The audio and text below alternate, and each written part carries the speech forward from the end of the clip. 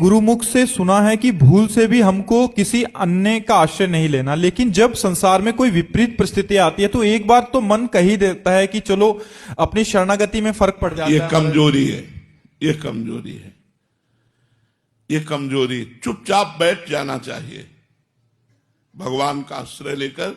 यदि आप हमें दुखी देंगे, विपत्ति देंगे, तो मैं सुख और संपत्ति नहीं चाहता।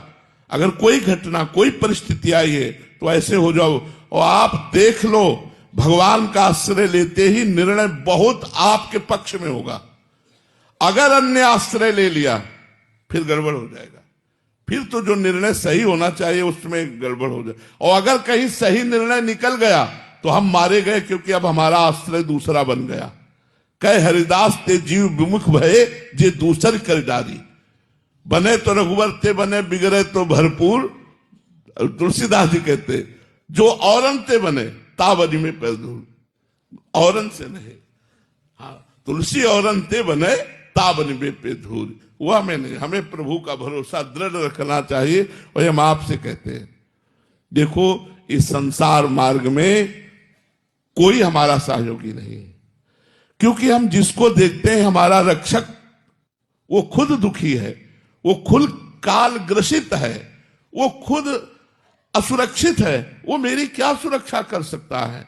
तो भगवान एक ऐसे हैं जो सर्वज्ञ है, सर्वत्र है और परम हितकारी है, हमारे सुहृद सर्व सुहृद है। तो हमें वैसे कोशिश करनी चाहिए कि हम कोई फोन नंबर न लगावें और सीधे केवल प्रभु से। पर इतना बड़ा विश्वास होना बहुत बड़ी भक्ति का कार्य है। नहीं तो समस्या आते ही आता, उनको फोन लगाओ, वो समस्या का समाधान कर। मारे गए अन्य आश्रय लिया तुम्हारे।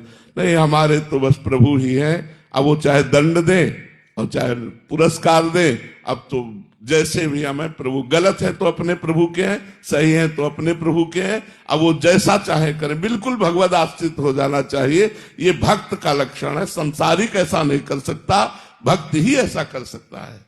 और महाराज जी, अंदर से ऐसा भाव हो कि अंदर प्रेरणा ठाकुर जी ने किया और सामने से भी ठाकुर जी इनसे करवा रहे हैं, तो ये भाव भी ठीक है क्या? क्योंकि बहुत सारे निर्णय ऐसे होते। हाँ, करवाते तो वो ऐसे ही, और कोई सुदर्शन चक्र लेके थोड़ी आते हैं। वो किसी न किसी को अपने ही स्वरूप को भेज देते, करवा देते।